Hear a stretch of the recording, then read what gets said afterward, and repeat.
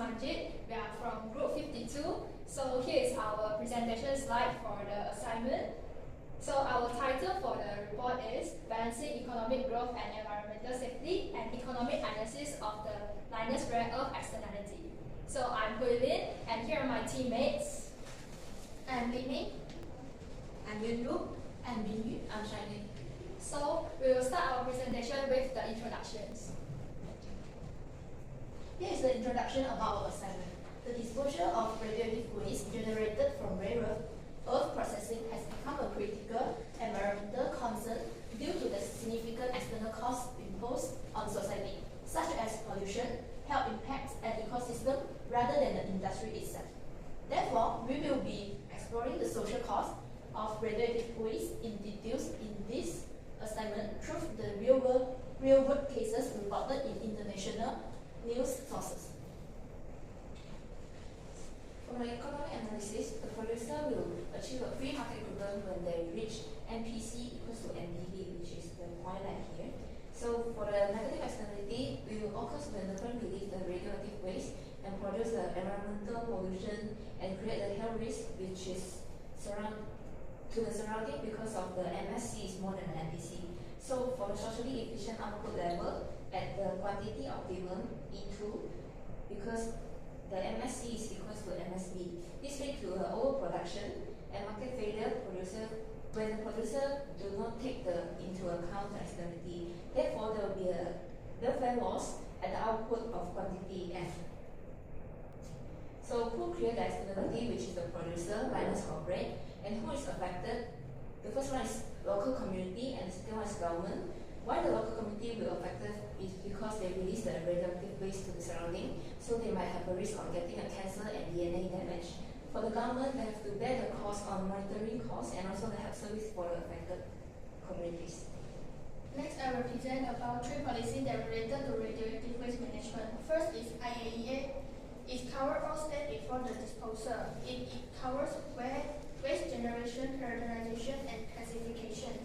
It emphasizes how important of safety such as source reduction, traceability, and long-term monitoring. It is a set of international safety standards, and this is also the core of waste-free disposal management. By having a strict guideline, it helps to reduce the negative externality. Next is OCED NEA. It focuses on deep geological repositories. The safety is the safest way for long-term disposal. It emphasizes the concept of multi-barriers, which combine engineered barriers and natural geological.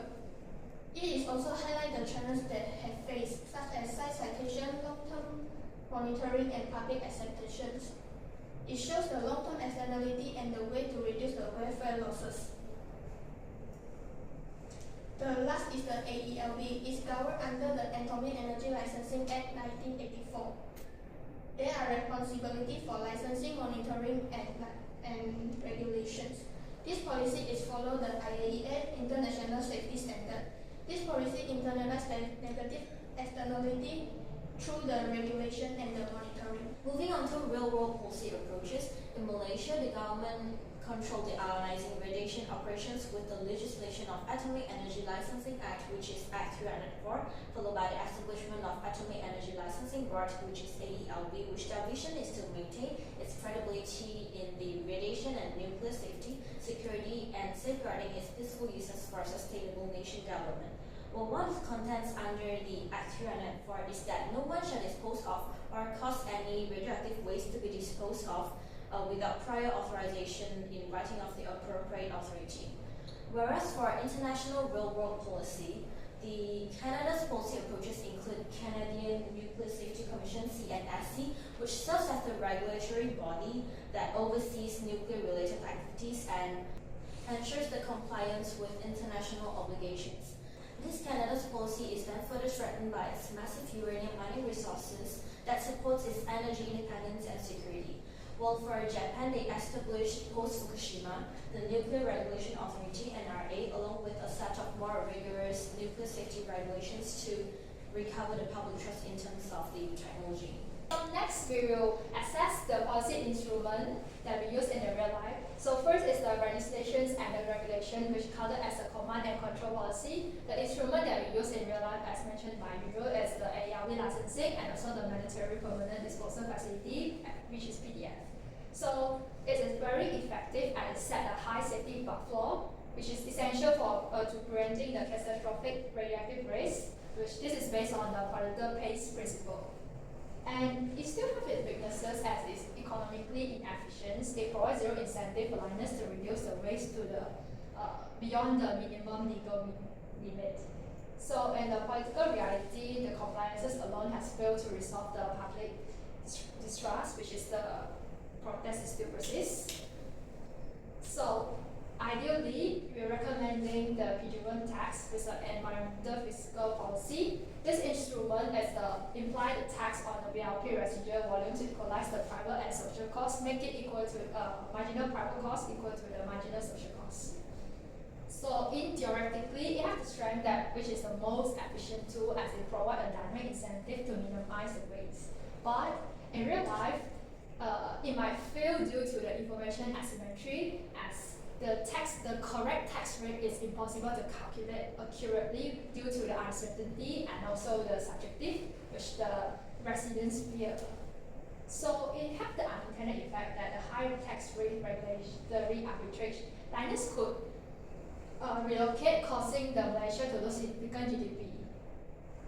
So next, we're coming to the next recommended method, which is the PG1 subsidy. It's a supply side policy which it targeted R&D subsidy for the waste to product innovations. So it has the strength that it targets the positive externality, which is the green tech supply chains. So it harnesses the profit motive to create a circular economy, but it has to implemented under a condition which it must be strictly monitored to ensure the fund support is for the innovation only, not just the polluting process. So next, coming to conclusion and recommendation. So there is no single policy instrument that can solve the problems. So we are recommended the hybrid policy model, which is tax regulation and subsidy to implement simultaneously, so that it can solve the externality of the liners efficiently. So that's all from our slide. Thank you.